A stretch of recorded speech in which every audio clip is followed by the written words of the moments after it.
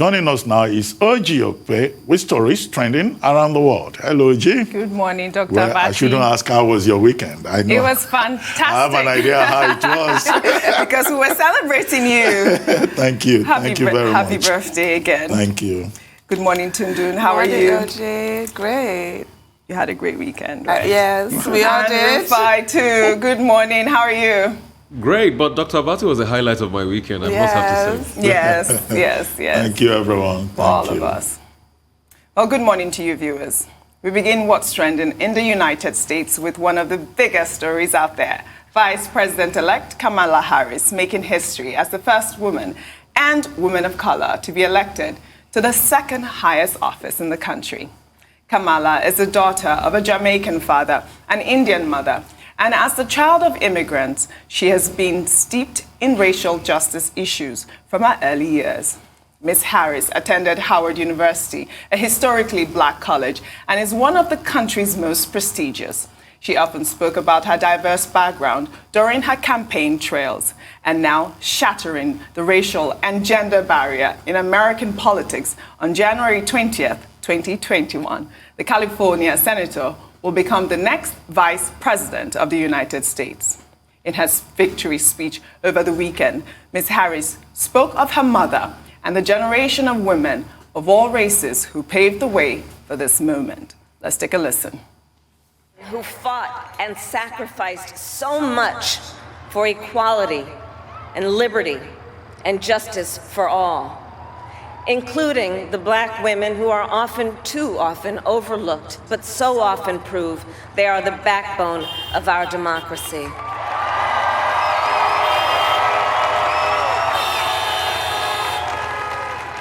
All the women who have worked to secure and protect the right to vote for over a century, 100 years ago with the 19th Amendment, 55 years ago with the Voting Rights Act, and now in 2020 with a new generation of women in our country who cast their ballots and continued the fight for their fundamental right to vote and be heard. Well, Kamala also spoke about conquering racial and gender barriers. She said her success sends a clear message to the younger generation, most especially girls. But while I may be the first woman in this office, I will not be the last.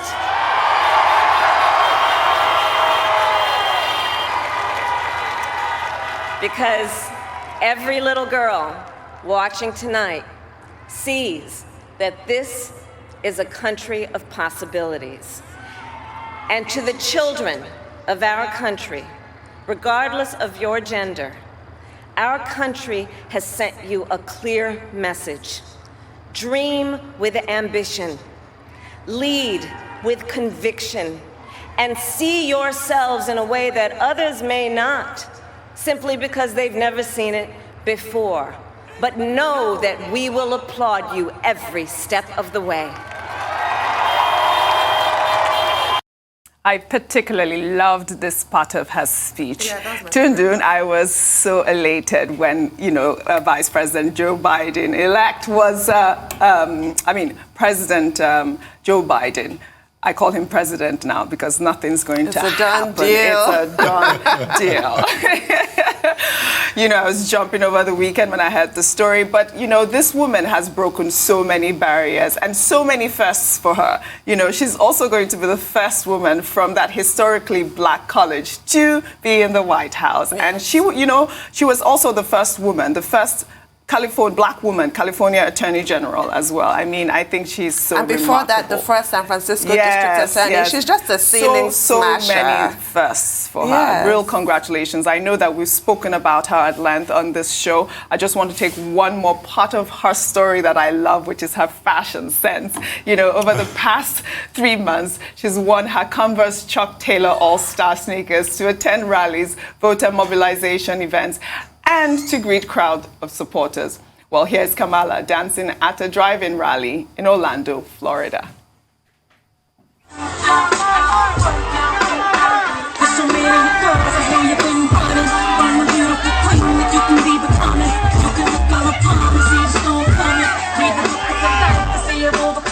Just because your hair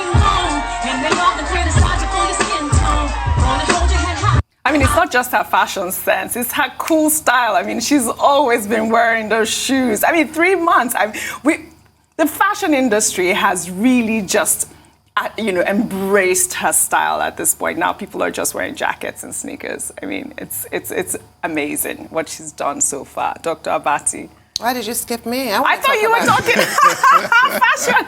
I thought you had done that already. Okay, go on. I want to talk about her shoes. Face. Yes, let's talk about her shoes. And the fact that 100 black women got together to cast their votes, all wearing their chucks like her. And she also wears Timberlands. I'm sure you've seen that as well. Yes. Yeah, so it's very important to note that she's a practical woman. She doesn't want to be mincing around in high heels. She wants to just get the job done in her chucks. Well, she said her chucks or heels, and that's it. Nothing more. No, she wears Tims too. Yes.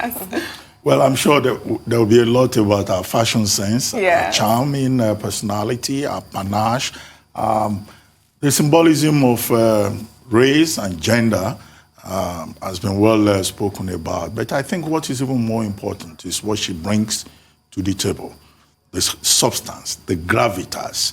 And I think that, President-elect Joe Biden is lucky to have someone like her as vice president, because much of the heavy lifting that may be necessary in many regards will be done by this very competent person that she has chosen. Don't forget, she was herself, seeking to become president. She ran for the Democratic nomination and then ended up suspending that process on December 3, last year. And then she supported President-elect Joe Biden, who now became first the presumptive Democratic candidate and later the candidate. And the two of them are here right now. Now, President-elect Joe Biden and also Kamala Harris, they both spoken about unity, about making America stronger, mending fences, but they also need to rebuild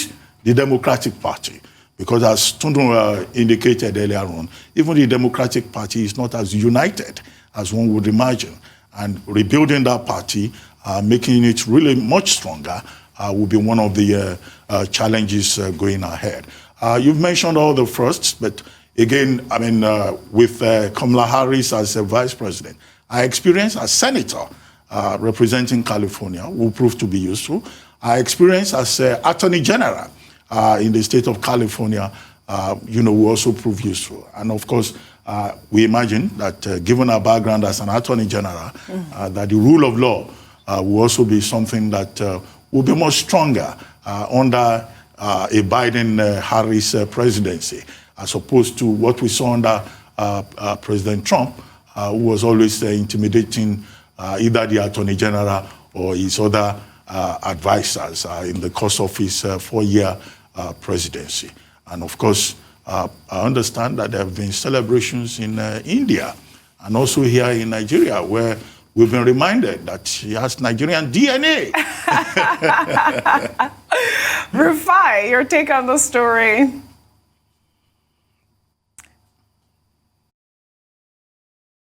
Sneakers and do quite well. I mean, she just has a very fabulous fashion style.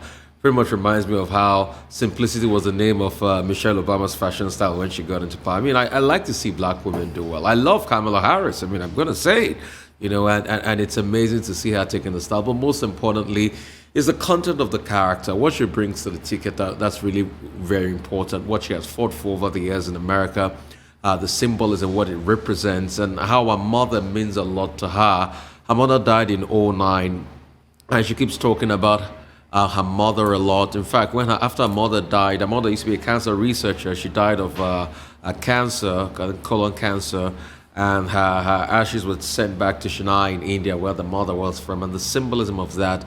And it's just that you can make it if you try, spirit. I mean, I remember the first book by Barack Obama I read called The Audacity of Hope, and how Obama was talking about the audacity of hope itself, and when he wrote about dreams of our fathers.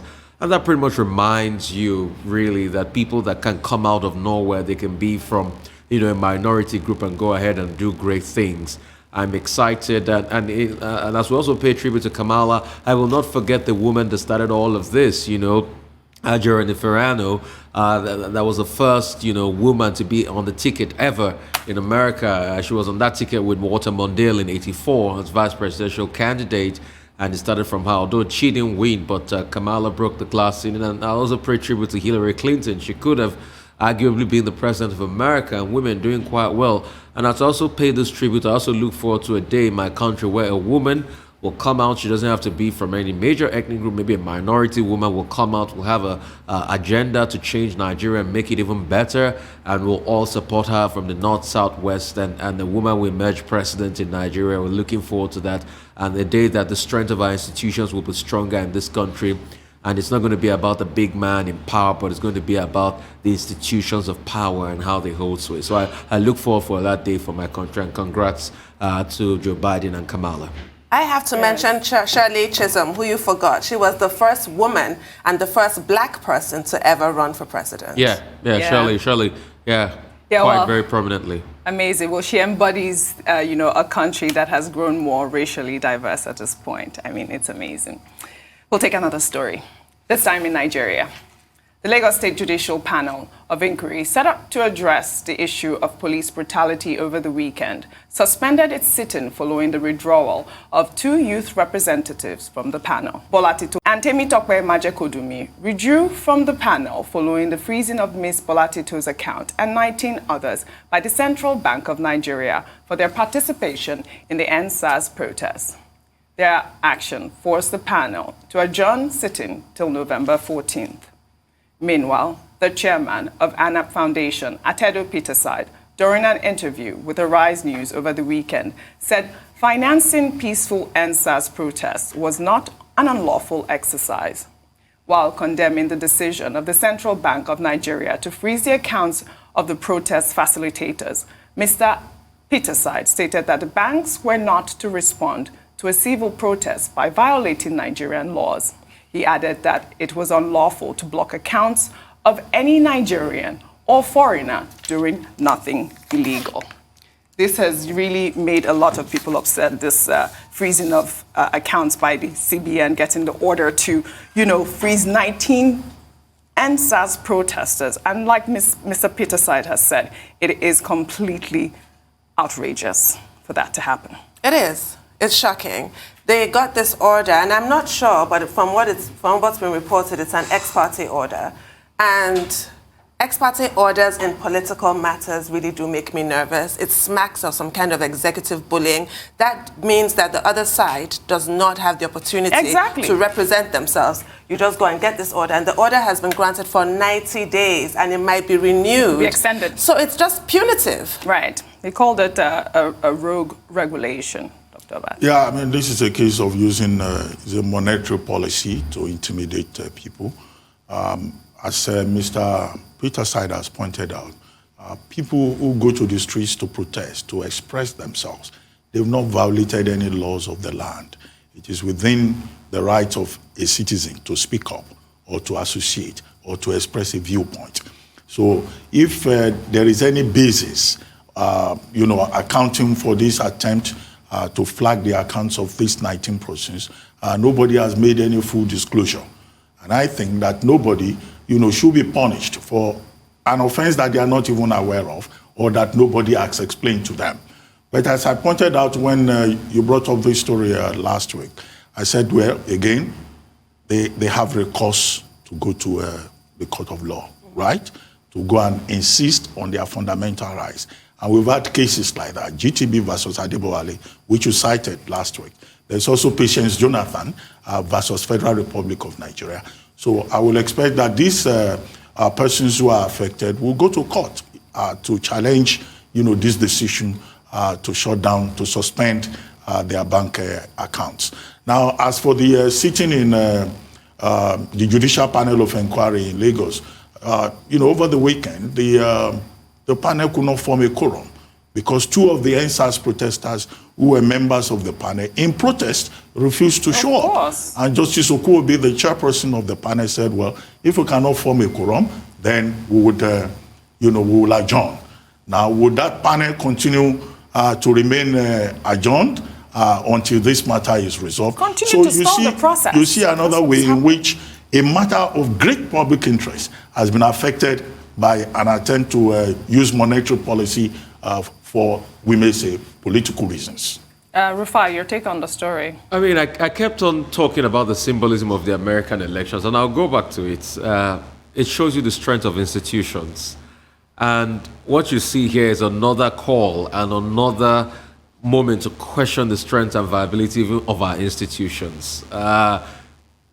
According to the law, correct me if I'm wrong, the central bank is supposed to be independent. And this independence is supposed to be independent of the whims and caprices of government and its dealings.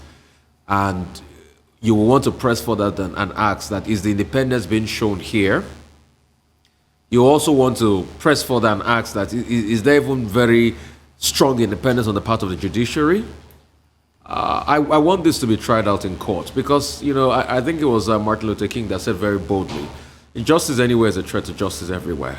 So what it means invariably is that they cannot rape a girl in the corner of my house and I go out and I protest and I tell my friend that was probably raped, that is now doing well in America, to send me money so that I can buy water for the people there. I mean, these are questions I want to ask. And most importantly, it's a question I want to ask very critically and strongly.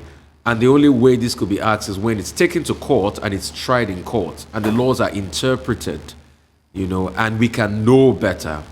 The federal government should bring their grouse and come out. Yes. I've seen this script play out many times. We all remember the Showore incident, you know, of monies collected and all of that.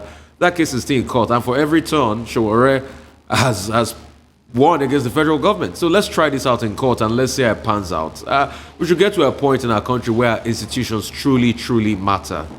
Invariably. But for me, I don't even want it tried in court. If it's really an ex parte order, they have 14 days to have the order discharged if at all the court decides to rule in their favor. But I don't even want it tried in court. This should be withdrawn as being completely ridiculous. Yes. Invariably, it has affected a lot of the banks. Like, I believe last weekend, Access Bank was trending because I think Bloomberg had written a story about somebody being sued because of the account being frozen. The CBN needs to be called to order and drop this. Tunde, I was talking about trying in court because we all know the way it works in this country. You know, definitely they will extend the order.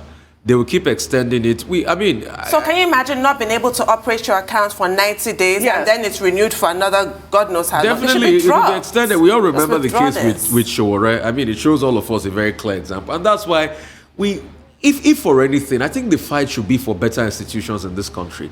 Because if we have better institutions, it's because we don't have good institutions. That's why we've always cared that who's the president. Is it from the north or the south or the east or the west? If we have better institutions, we don't need to care who the president is. I mean, the America we talk about, when Trump ran for presidency, Trump was from New York, Hillary Clinton was from New York. I've never heard one American come out to say, why will two people from New York be running for president? But because they know the strength of their institutions. So this talk about institutions is really very important. It is. And the CBN is supposed to be independent. And targeting peaceful protesters is the issue. The affected individuals have the right to go to court. Okay. What if these 19 persons have suffered certain damages because they do not have access to their accounts? Then they can go to court for that. But I want their account to be that the damage is unnecessary, the injury is undeserved, which is and that they are being victimized. Which is fine. You know, for just expressing themselves. Which is fine, but I do still feel we should implore CBN to do the right thing. To reverse itself. Yes. Well, I mean, the court can come afterwards, but this they needs can always to be pursue stopped immediately. And, you know, Mr. Peterside also raised something that, you know, triggered a lot of people. He was like, they should not be targeting NSAS protesters because they are peaceful protesters. They could be targeting, you know, real terrorists, people that are, financing whatever, terrorist act, Boko Haram and all of those. Why don't they target those types of people? Because this was a peaceful protest. Oji, but hoodlums have bank accounts now. I've not heard one hoodlum targeted, his bank account targeted. They have accounts. We all know that a lot of these hoodlums are professionally trained hoodlums. They have professional franchises in the world of being hoodlums. You see, I don't know. All right. We'll take another story. In Nigeria, the Osun State Police Command in southwestern Nigeria have arrested 2 individuals for being administrators of a WhatsApp group allegedly used for the mobilization of the NSAS protests in the state. According to reports, the two individuals were arrested and detained last week after the police alleged that the arrested persons knew about the looting that occurred in the aftermath of the NSAS protests. While human rights group Socio-Economic Rights and Accountability Project has condemned the arrest and is calling for their immediate and unconditional release. Meanwhile, a Nigerian journalist identified as Tosin Adeniji, who was covering the NSAS protests at the Nigerian National Assembly in Abuja, was arrested last week. And according to reports, she was allegedly beaten for asking for her lawyer before writing a statement.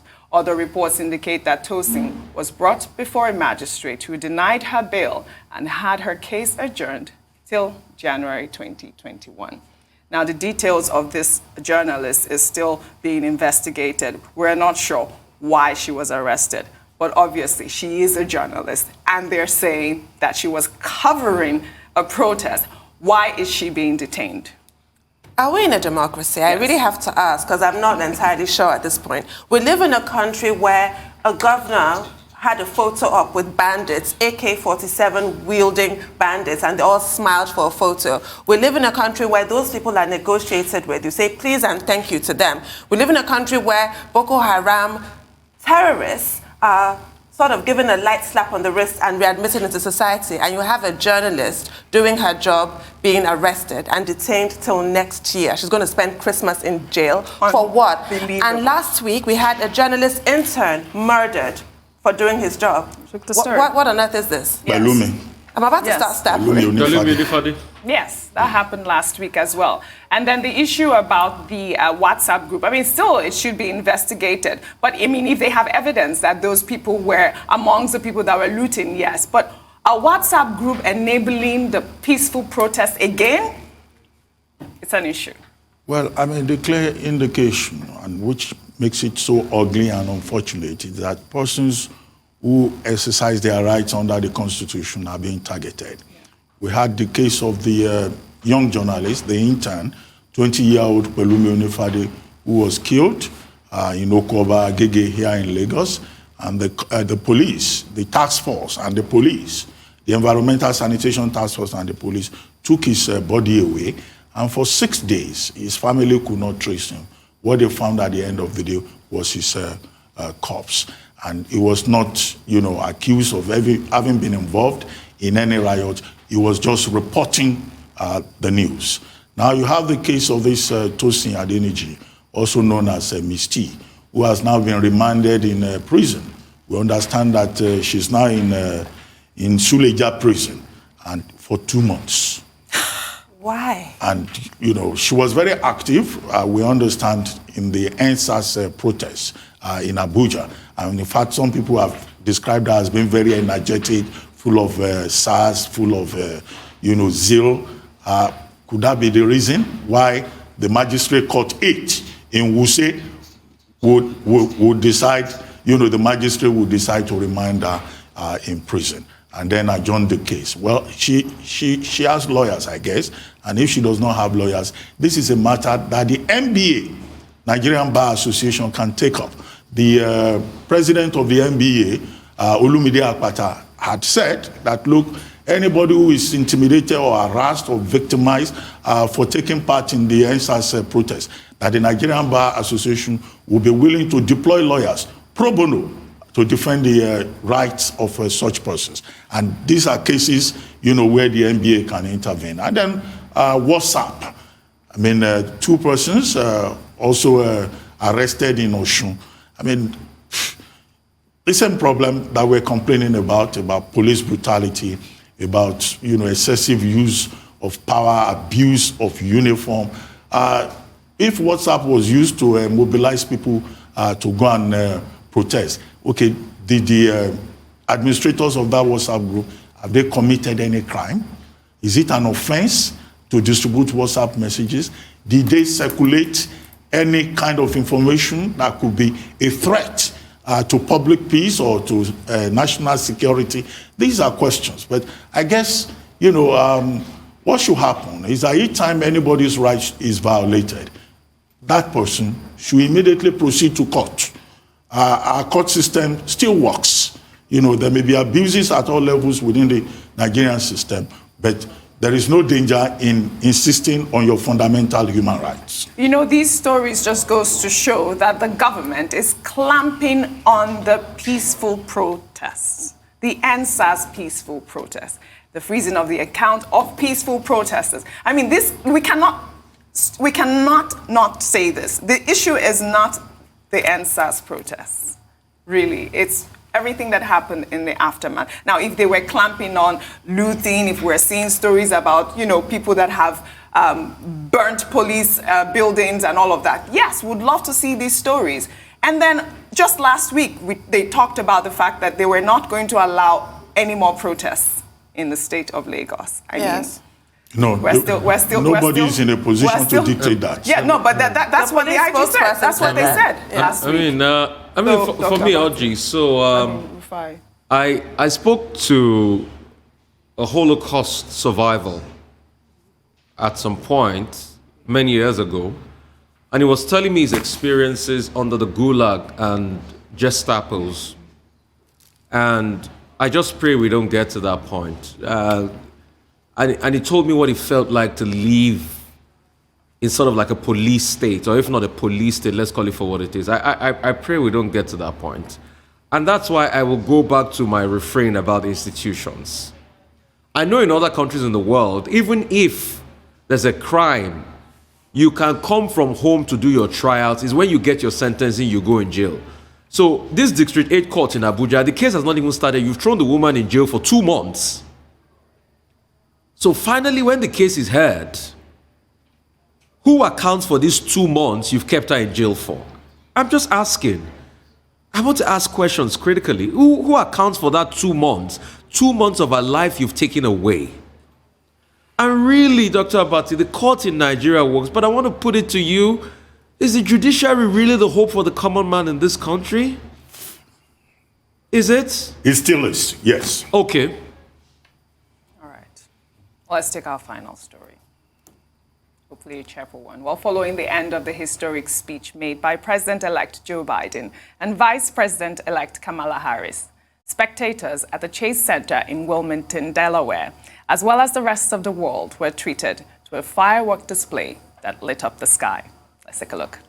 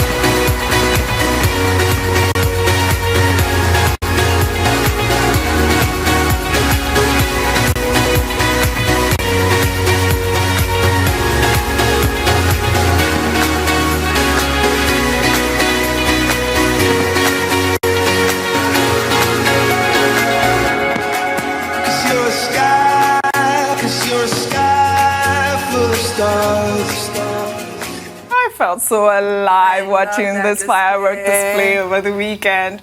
But two fun facts. Tell me. The song Okpe was chosen because that was the late Bo Biden's favorite band. So he's always in his dad's heart and on his mind. It's so touching. The second one, did you notice when the fireworks started, everybody jumped. I think they thought, is that going to be some kind of assassination attempt? Kamala's husband jumped, Doug. Joe Biden jumped, Jill. Only Kamala was cool as a cucumber. She is unflappable. I love that. Victory is sweet, isn't it? and it attracts attention. And the celebration, of course, is worth it. As we say, all is well, that ends well. And that race for President-elect Joe Biden and Kamala Harris has ended well, and they deserve that celebration. But the more impressive video that I saw was that of Kamala Harris saying, "We did it! Oh, we did it, Joe! That was all over Joe, the you are going to be the next president of the United States." I watched it like 20 times. When it's done, I'm like, replay. It was just, I couldn't get over it. Just the joy. It was amazing. Did you cry? I cried. No, I didn't cry, but I had goosebumps. I literally had chills. Did you cry, Rufai? I mean, I had a very emotional moment. But for me, above all in all of this, I wish that my country, Nigeria's election to one day will be the signature of all eyes in the world.